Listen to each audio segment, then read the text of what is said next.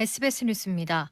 북한은 오늘 김계관 외무성 고문의 담화를 통해 도널드 트럼프 대통령이 지난 8일 38살 생일을 맞은 김정은 위원장에게 보낸 친서를 북미 간 특별한 연락 통로를 통해 받았다고 밝혔습니다. 김 고문은 김 위원장과 트럼프 대통령의 관계가 좋지만 개인적 감정과 친분 관계를 바탕으로 북미 대화가 재개될 것이란 기대는 하지 말 것을 주문했습니다. 이어 북한은 1년 반 동안 북미 협상 테이블에서 속았고 다시는 속지 않을 것이라며 지난해 2월 베트남에서 열렸던 일부 대북 제재와 핵시설을 통째로 바꾸는 식의 협상은 다시는 없을 것이라고 단언했습니다. 북미 사이에 대화가 성립하려면 북한이 제시한 요구 사항들을 미국이 전적으로 수긍하는 조건이 조성돼야 한다고 못 박았습니다.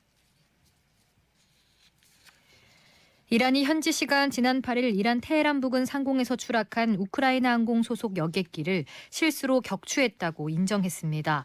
이란 군 합동참모본부는 당시 사고기는 민감한 군사지역 상공을 통과하고 있었다고 말하면서 미국과의 위기 상황에서 이를 적기로 오인한 사람의 의도치 않은 실수로 격추당했다고 밝혔습니다. 하산 로하니 이란 대통령도 트위터에 이란은 참혹한 실수에 깊은 유감을 표한다며 이번 사건은 용서할 수 없는 참극이라고 애도를 표현했습니다. 이란은 그동안 서방에서 제기된 격추설을 이란을 괴롭히려는 음모론적 심리전이라고 했지만 결국 사고 사흘 만에 격추를 인정했습니다. 사고 여객기는 지난 8일 새벽 테헤란 외곽 이맘 호메이니 공항에서 이륙한 지 약 2분 만에 추락해 탑승자 176명이 모두 사망했습니다.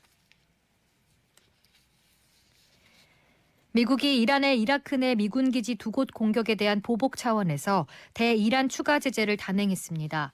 제재 대상은 이란 최대 철강업체를 비롯해 건설, 제조, 섬유, 광물업체를 망라했습니다.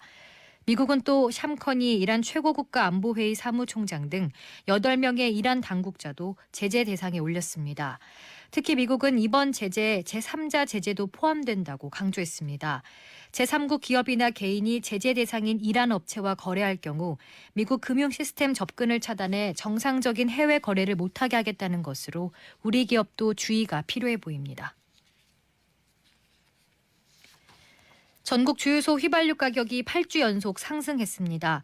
한국석유공사는 1월 둘째 주 전국 휘발유 판매 가격은 전주보다 리터당 6.4원 오른 1,565.1원으로 나타났습니다.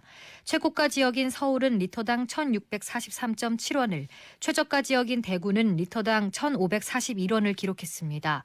정유업계는 미국과 이란 사이 무력 충돌에 따른 국제유가 변동이 충분히 반영되지 않아 국내 기름값이 더 오를 것으로 전망하고 있습니다.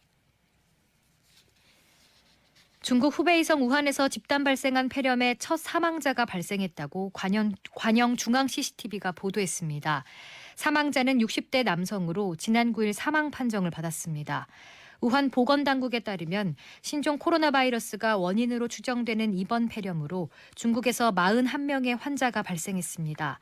보건당국은 사망자와 증상이 심한 환자를 제외한 33명 중 2명은 이미 퇴원했고 나머지 환자들은 안정적인 상태를 유지하고 있다고 밝혔습니다.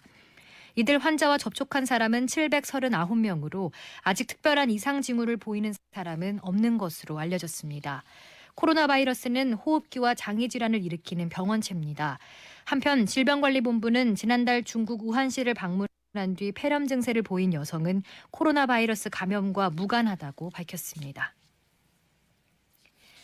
강원도가 세계 청소년들의 축제인 2024년 동계 유스올림픽 개최지로 결정됐습니다.